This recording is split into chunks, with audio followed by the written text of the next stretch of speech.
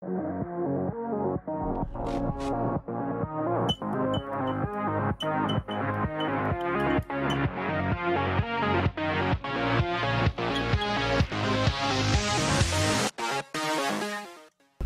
salut à tous, c'est LegoSpeed et je se retrouve dans une nouvelle vidéo. Je se retrouve pour une vidéo où je vous donnerai mon avis sur les 5 premiers épisodes qui sont sortis du coup ce dimanche 31 mars sur l'application Oku et sur France TV. Donc évidemment je parle de la saison 2 de Dragon Rising, donc le soulèvement des dragons. Donc on a eu les 5 premiers épisodes ce 31 mars. Donc avant que la vidéo ne commence, n'hésitez pas à me dire quel épisode vous avez le plus kiffé, combien vous mettez du coup sur 10 à la saison 2 pour l'instant, parce que on a eu les 5 premiers épisodes sur 10 de la saison 2. Évidemment, il y aura 20 épisodes, mais progressivement, les épisodes vont sortir. Donc, pour l'instant, n'hésitez pas à me mettre votre note en commentaire. Bref de blabla, commençons. Alors déjà, l'épisode 1 commence direct sur l'extrait. Je m'y attendais pas du tout. Alors, pour ceux qui ont vu ma vidéo vlog sur l'avant-première, vous avez pu voir que j'ai pu donner mon avis sans spoiler et avec spoiler. Donc, voilà. Mais du coup, c'est vraiment mot pour mot que je vais vous dire, c'est que l'épisode 1 commence directement avec Lord Raz et Jordana qui s'aventurent dans la jungle, en dehors d'Imperium sans doute, et ils vont se rendre du coup au temple des guerriers loups qu'on a dans les 7, et ils vont ouvrir le temple avec de l'énergie du dragon source que Jordana avait collecté lors de la fin de la saison 1. Donc franchement, ça je m'y attendais pas du tout. Franchement, j'ai été agréablement surpris par rapport à ce début d'épisode 1.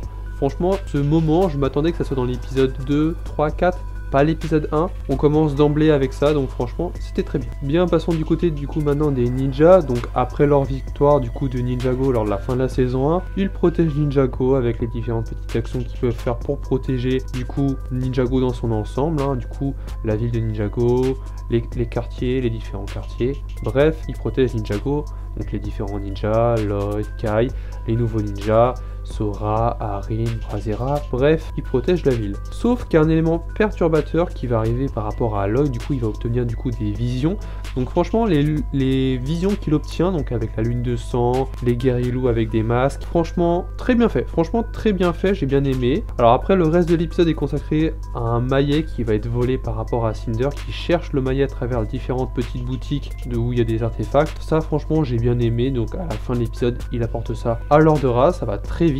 Franchement, on perd pas trop de temps, donc c'est ça que j'ai bien aimé dans l'épisode 1. Du coup, nos ninjas comprennent que il faut vite se dépêcher, il faut vite neutraliser du coup Cinder, Raz, ils sont en train de préparer un plan, donc il faut vite se rassembler. C'est ce qui se passe du coup dans l'épisode 2 où tous les ninjas se regroupent au monastère du Smijetsu, dans la grotte du Samouraï X. Donc, ils expliquent qu'est-ce qui a été volé, le maillet, tout ça. On apprend via une serpente que le maillet permettrait du coup de développer, du coup d'amplifier le côté, on va dire, obscur, l'énergie obscure que chaque individu possède en lui, donc ça permettrait de développer encore plus l'énergie obscure, donc de renforcer vraiment au niveau du combat, au niveau de l'énergie. Donc franchement, ça c'est très intéressant.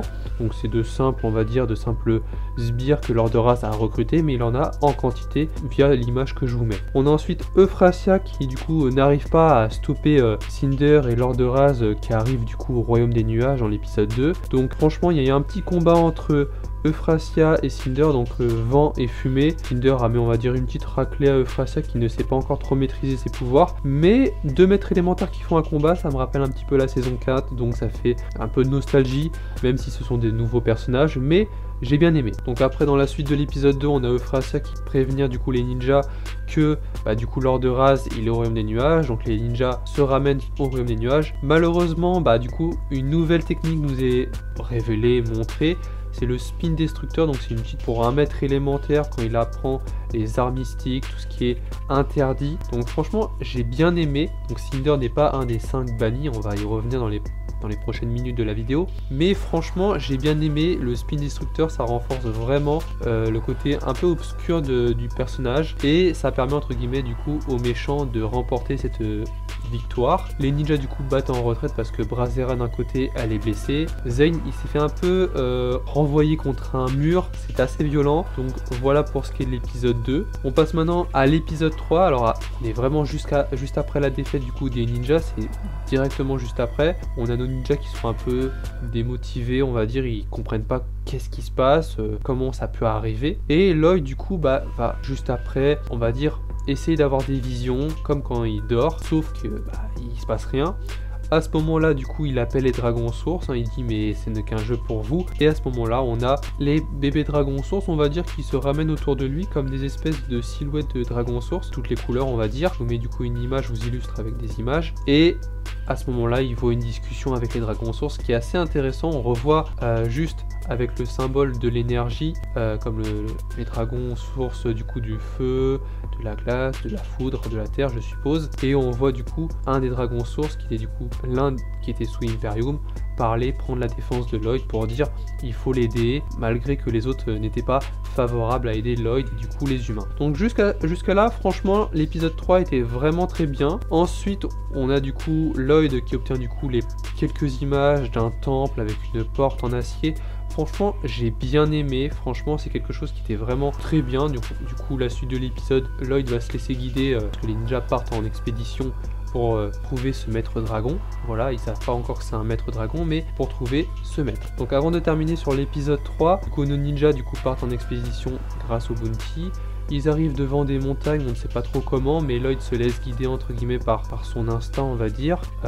Et ils rentrent du coup dans la montagne où il y a une espèce de grotte. Ils vont ensuite traverser certains endroits pour monter dans la montagne, on va dire, et ils vont se faire attraper par une espèce de créature qui va révéler leur plus grande peur. Donc franchement, j'ai bien aimé que ça soit la peur de Sora par rapport à Raz, par rapport à Beatrix, par rapport à Imperium, que ça soit Nya par rapport à Jay, que ça soit par rapport aux autres ninjas, Lloyd par rapport à Maître Wu et Lord Raz. Il a peur que Maître Wu pense que c'est un mauvais sensei qui n'est pas encore assez entraîné pour devenir maître. Donc franchement, j'ai bien aimé. Et aussi également Kai et Brazera, on ne voit pas pour eux, mais on voit leur tête à la fin. Ils sont tous vraiment dépités de ce qu'ils ont vu. Et franchement, c'était un épisode qui m'a vraiment fait un peu vibrer. Franchement, j'étais content de cet épisode. Donc voilà pour ce qui est de l'épisode 3. Passons dès à présent à l'épisode 4. Du coup, à la fin de l'épisode 3, nos ninjas du coup rencontrent le premier dragon qui gardait la porte entre guillemets. Donc c'est vraiment la dernière épreuve, hein. Franchement, l'épisode 4 reprend là-dessus, mais avant de reprendre là-dessus, on va du coup du côté de Cole, qui revient du coup dans les terres oubliées. Alors à ce moment-là, on comprend pas trop pourquoi ils ont mis ça, mais on comprend par la suite que Cole revient de son voyage avec l'esprit sans doute de Maître Wu. Ça, c'est pas expliqué dans les derniers épisodes, ce qui est assez dommage. Peut-être qu'on aura une réponse dans les 5 prochains épisodes, mais franchement j'ai bien aimé le développement autour de Squelette, la femme Squelette. Après on revoit Géo, on revoit 2 enfants, on voit à peu près pourquoi Lord Raz a un intérêt par rapport au personnage de Squelette, qui franchement était un personnage lambda dans la saison 1, mais qui a vraiment été très bien développé par rapport à ça. Et franchement, on va y revenir dans les minutes qui viennent, mais le personnage de Squelette est vraiment très intéressant. Du coup, pour revenir à peu près sur nos ninjas, alors du coup, ils vont rencontrer 2 maîtres dragons. C'est pour ça que je disais tout à l'heure dans le début de la vidéo que nos ninjas vont trouver des maîtres dragons, donc Egold et l'autre qui est une femelle qui s'appelle Orotum Or. Donc je sais pas si je prononce correctement le prénom du dragon parce que c'est dit rapidement dans l'épisode, mais ce sont 2 maîtres dragons et ils vont raconter leur histoire. Donc franchement c'était une très bonne origin story entre guillemets par rapport que ce soit aux 5 bannis, par rapport au dragon rebelle, donc la technique que les ninjas vont devoir apprendre dans les prochains épisodes. Franchement j'ai grave kiffé, c'était un épisode riche en informations et c'est un de mes meilleurs épisodes pour l'instant. Comme l'épisode 3 et 4, c'est, on va dire, le 4 se vaut un peu plus que le 3, mais franchement j'ai bien aimé. Pour revenir du côté de Squelette, on va passer du coup par rapport à l'épisode 5. Alors l'histoire qu'elle a racontée par rapport à sa vie entre guillemets, qu'est-ce qu'elle a vécu, franchement je m'y attendais pas du tout. Franchement j'étais surpris. Je pense que comme vous en commentaire vous me direz si vous avez été surpris par rapport à son origin story, mais le fait est qu'elle a rencontré Maître Wu lorsqu'elle était encore un sort, et ça franchement je m'y attendais pas qu'un sort prenne une forme on va dire humaine, même si elle est squelette, elle a pris une forme physique. Donc ça franchement j'ai bien aimé. Et quand elle nous raconte que c'était une sorcière du royaume de Mysterium, donc un royaume qu'on n'a pas encore vu dans Ninjago, qu'on verra sans doute dans les prochains épisodes peut-être, et bah du coup on nous montre ça, on nous explique quel était un sort, puis après elle a rencontré Maître Wu.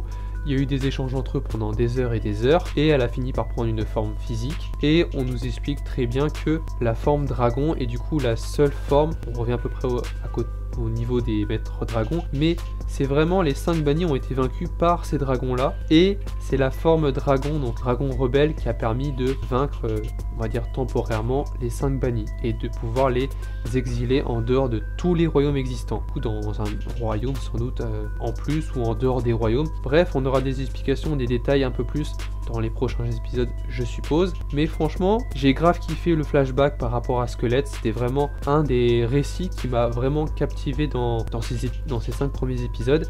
Et je me le suis même rematé une seconde fois pour vraiment comprendre tout, pour vraiment voir si j'avais bien tout compris.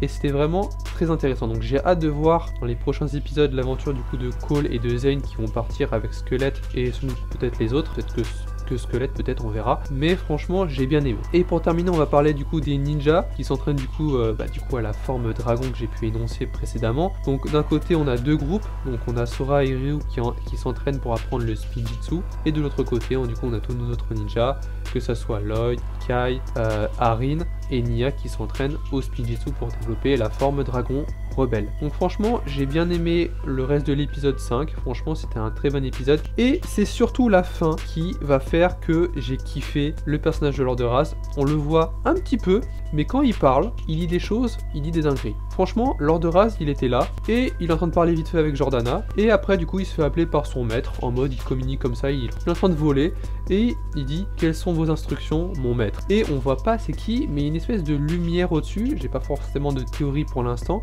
n'hésitez pas à me dire si vous avez vous pensez c'est qui en commentaire. Pour l'instant c'est un peu compliqué de définir. Je pense pas que ce soit un ancien personnage, je pense que c'est un nouveau personnage qu'on n'a pas encore vu, peut-être, on verra. Mais le fait entre guillemets qu'il va sacrifier 5 moines du royaume des nuages, ça je m'y attendais pas forcément. Donc voilà, n'hésitez pas en commentaire à me dire votre avis sur ces 5 premiers épisodes. Je sais que la vidéo était conséquente, merci à ceux qui sont restés jusqu'au bout. Donc hâte de voir les 5 suivants, franchement hâte de voir la suite, parce que franchement la saison 2 démarre très bien, elle démarre très fort, donc voilà, j'espère que la vidéo vous aura plu. Si c'est le cas, lâche un pouce bleu, partage et abonne-toi à ma chaîne si le contenu de ma chaîne te plaît. Et moi je vous dis c'était LegoSpeed, à la prochaine.